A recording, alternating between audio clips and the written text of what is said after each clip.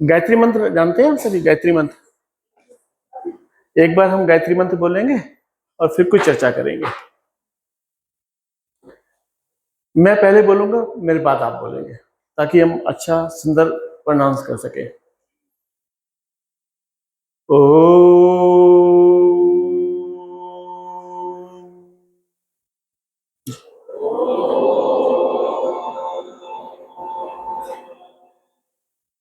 भूर्भुवः स्वः तत्सवितुर्वरेण्यम्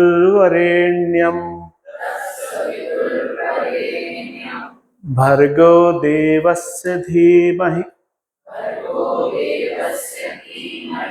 धियो यो नः प्रचोदयात्।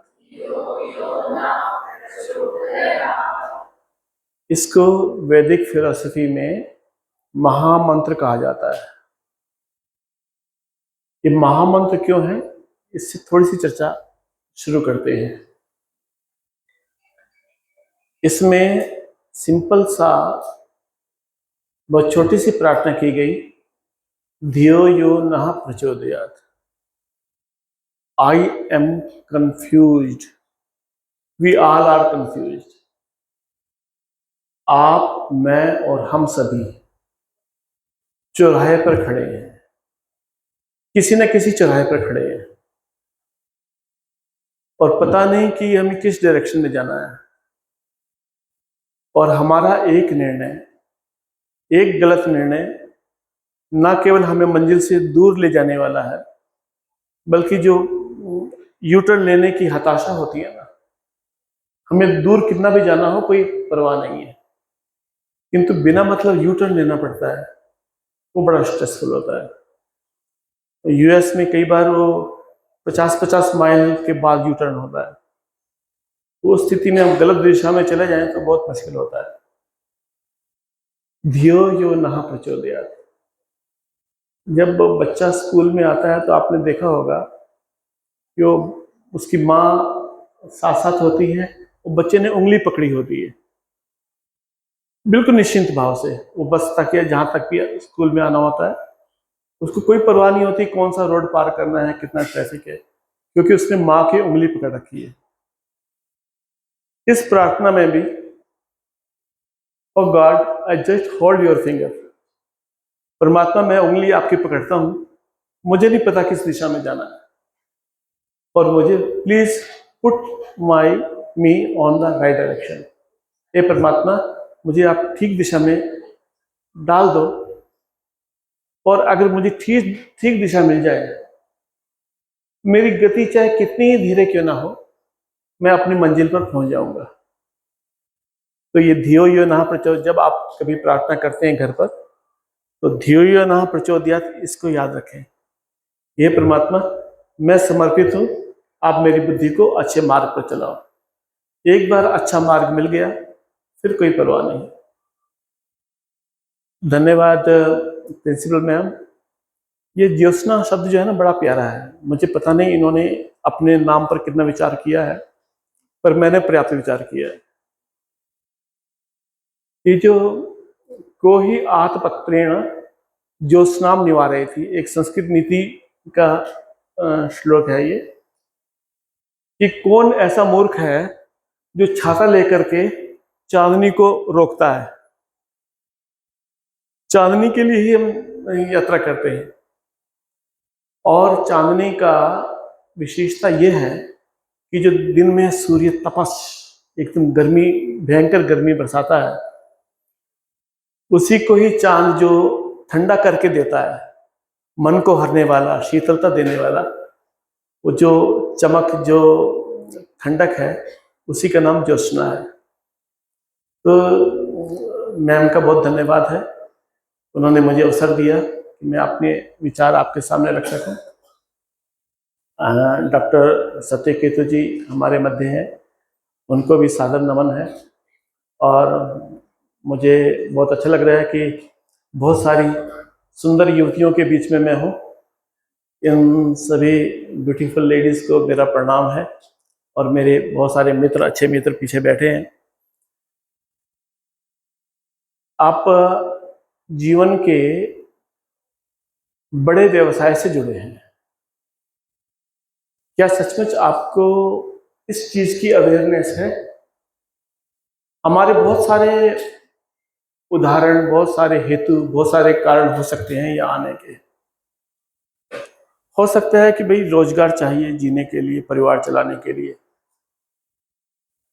और फिर एक ये भी उत्तर देना पड़ता है हमें कि आप क्या काम करते हो, तो बताना भी पड़ता है कि मेरा ये जॉब है। घर चलाना है, परिवार चलाना है, समाज को उत्तर देना है, और कुछ ना कुछ समय भी व्यतीत करना है कि हमारा समय अच्छे कार्य में व्यतीत हो। अगर हमारा बस चल पाए तो मनुष्य काम करना नहीं चाहता। उसको एक थिएटर वाला हॉल हो घर में ही, और अच्छी मूवी देखने को मिले, या सोशल मीडिया पर अपने अंगूठे को चलाने का मौका मिले। मेरा ये निवेदन है कि आप जीवन का जो महत्वपूर्ण समय है, रात को आप सो गए खाना खा करके, वो समय तो चला गया, आपको पता भी नहीं लगा।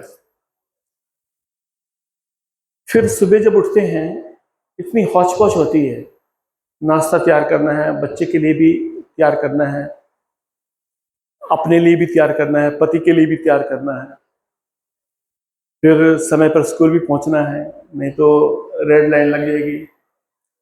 तो इतनी सारी हौच पौच में आप स्कूल पहुंचते हो।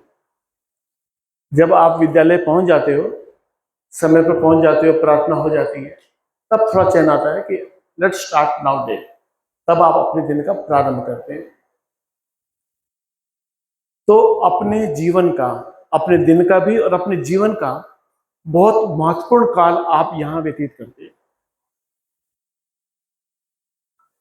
यदि आप यहाँ केवल व्यवसाय के लिए आते हैं, काम करने के लिए आते हैं, पैसा कमाने के लिए आते हैं, तो विश्वास मानिए, यू आर टॉर्चरिंग योरसेल्फ। आप अपने आप को सता रहे हैं।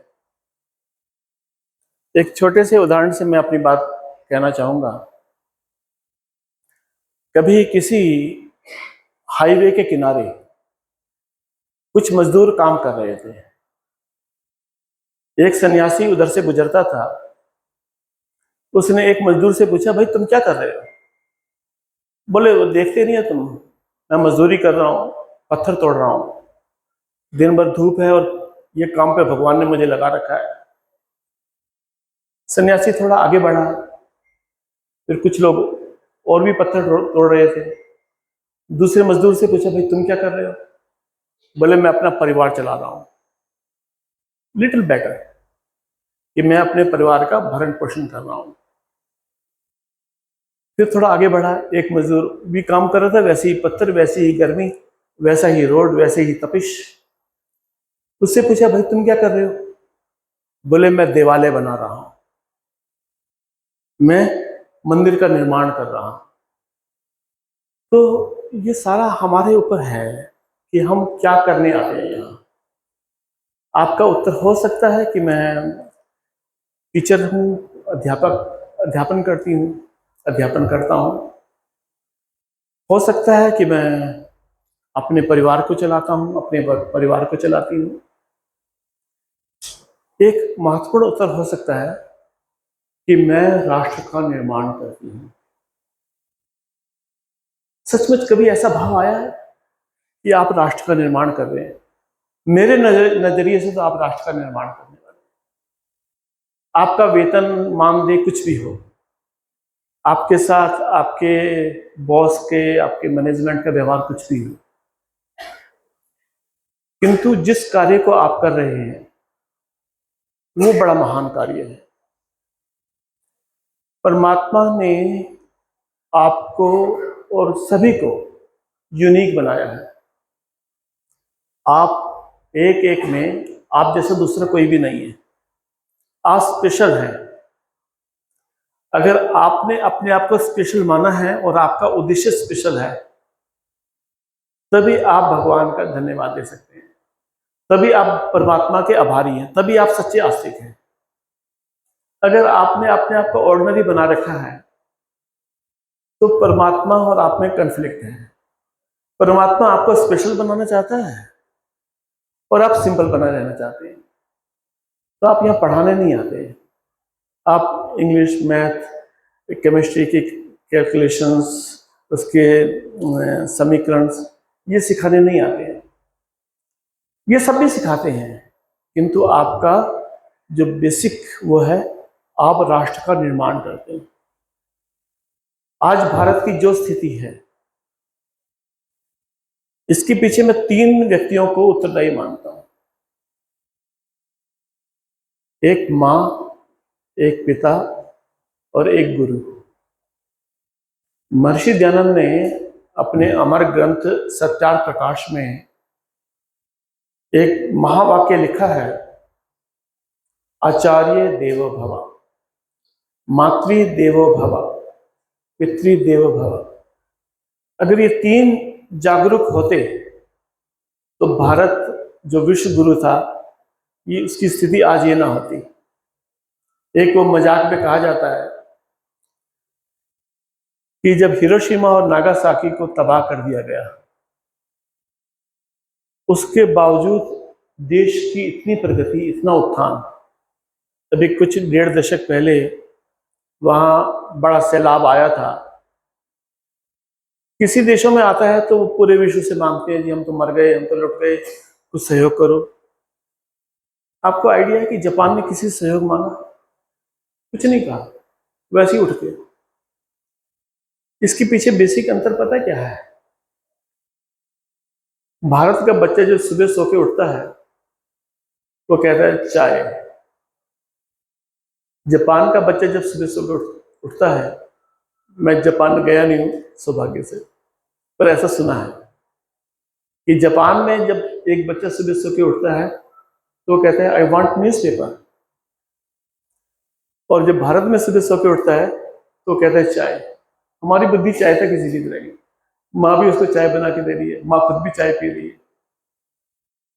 वो न्यूज़पेपर की बात नहीं है, उसको चिंता है कि उसके देश में क्या हो रहा है, क्या घटना घट रही है, क्या नए इन्वेंशंस हो रही हैं, क्या एआई कहाँ क्या नई चीजें लॉन्च कर रहा है।